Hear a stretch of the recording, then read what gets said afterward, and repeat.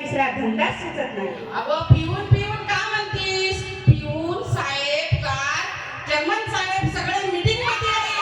म्हणून तर मी पिऊन आलो. अरे बाबा मी पिऊन म्हणत नाही, तुम्हाला मी दारू पिऊन आले म्हणते. मला वाटलं पिऊन एकटाच फक्त आलो मी, एकटाच आलो. अहो तुम्हाला किती सांगावं, या दारूला कुणाचं काही चांगलं झालंय का? कारण शेजारच्या गावामध्ये दारू पिऊन गावामध्ये 80 लोक मेले. पुण्या येड्यानं सांगितलं तुला. पुण्या येड्यानं सांगितलं तुला. अहो मी पेपरात वाचले. उद्यापासून बंद, उद्यापासून बंद दारू, उद्यापासून बंद. काय दारू बंद?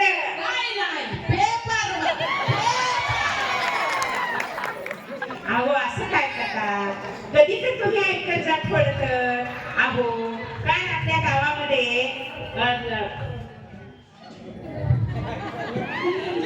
उगी बस का बोलतीस काय नाही? तुला माहित नाही 25 माणसं मेले म्हणून मला सांगू लागले. एक तर कहाणी आधी दारू टाकली पाहिजे. पहिल्यांदा दारू टाकणं, पुन्हा पाणी टाकणं. बिना पाण्याची पेले की माणसं मरतात. डबल पाणी टाकावं लागतं. म्हणून 25 वर्ष झालं आहे मी दारू पीत आहे. मी एकदा तरी मेलो का? सांग मला पिवळ्याचे. अहो म्हणून तर म्हणते तुम्ही मरू नये. आणि काल आपल्या गावामध्ये तुम्हाला माहित आहे का, गाढव आलं होतं, गाढव. मी पठ्ठा असताना माझ्या घरी मी असताना त्याची हिंमत कशी झाली गाढवाची?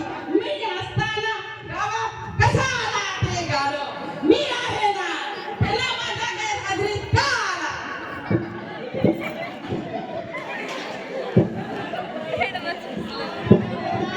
अहो माझ्या पायात लक्ष्मी आहे म्हणून तुमचं घर भरून गेलं, नाही तर ह्या घरात काय होतं? उगी बस! तुला राग माझ्या मागे लागला होता.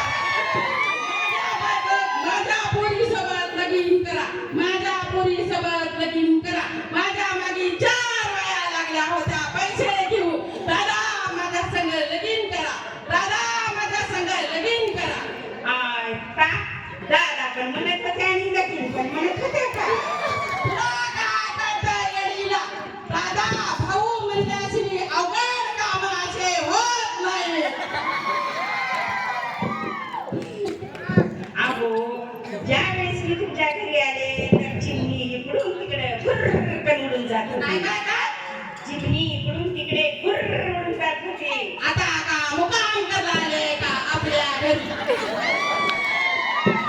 म्हणून म्हणते चांगलं राहा, चांगलं वागा, दारू सोडा, दारू वाईट असते, पिऊ नका.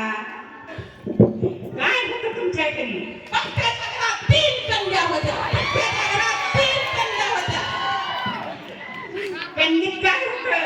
नसू ना, पण 3 कन्या होत्या. 3 कन्या होत्या पट्ट्याच्या.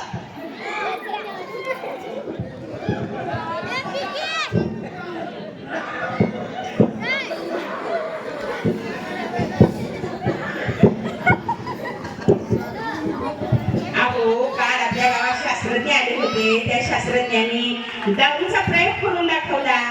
अरे तुला माहित आहे का शास्त्रज्ञांना किती किडा असतो ते?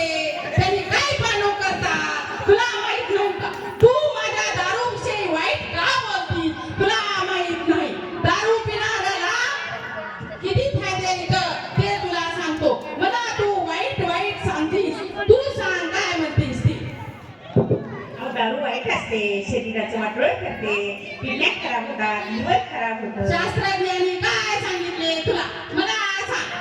शास्त्रज्ञ म्हणले की एका ग्लासामध्ये दारू घेतली शास्त्रज्ञांनी आणि एका ग्लासामध्ये दारू घेतली आणि दुसऱ्या ग्लासामध्ये पाणी घेतले आणि थोडे किडे घेऊन त्या दारूमध्ये घातले आणि पाण्यामध्ये पण घातले.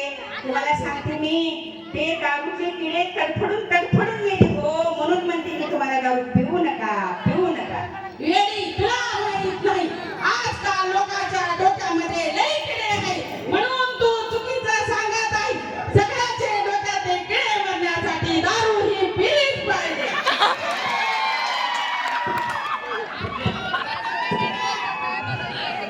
तुम्ही दारूचे फायदे फायदे म्हणतात, ते दारूचे फायदे तरी सांगा काय आहेत. फायदा नंबर 1, मी वाटेनं जात असताना मला कुत्र भिवून लांब जाते. फायदा नंबर 1, का विचार तू, कुत्र मला बघून पळून जाते. दारुड्याला कुत्र कधी चावत नाही. फायदा नंबर 2, फायदा नंबर 2, दारुड्याच्या घरी कधी चोरी होत नाही. हे कस काय? एकच काय सांगू का, दारुडे घरी काहीच ठेवत नाही, खुशाल जगतो. तुला फायदा नंबर 3 सांगतो, दारुडा कधी म्हातारा होतच नाही. ते कस काय? ते जवानपणीच मरून जातो. अहो म्हणून तर म्हणजे तुम्हाला दारू वाईट असते, दारू पिऊ नका. दारू अहो त्या शेजारच्या घरी बघा ना किती शांती आहे ते. मग तुझ्या दाराकडे बघत बस. बघा आपल्या घरी शांती आहे का? काय नाव दिसतात थुत्रीचं नाव म्हणजे आपण शांती शांती शांती. तिथं राहती मुंबईला 4 दिवस, गोव्याला 4 दिवस. अहो ती शांती नाही, आपल्या मनाची शांती. असं होय, बरं तू सांग. म्हणून मी सांगते तुम्हाला, घरात शांती सुख समाधान राहण्यासाठी आपण दारू नाही पिली पाहिजे, दारूच्या व्यसनापासून दूर राहिलं पाहिजे. तर सर्वांना माझी आग्रहाची विनंती आहे की दारूचं व्यसन करणं ही वाईट गोष्ट आहे.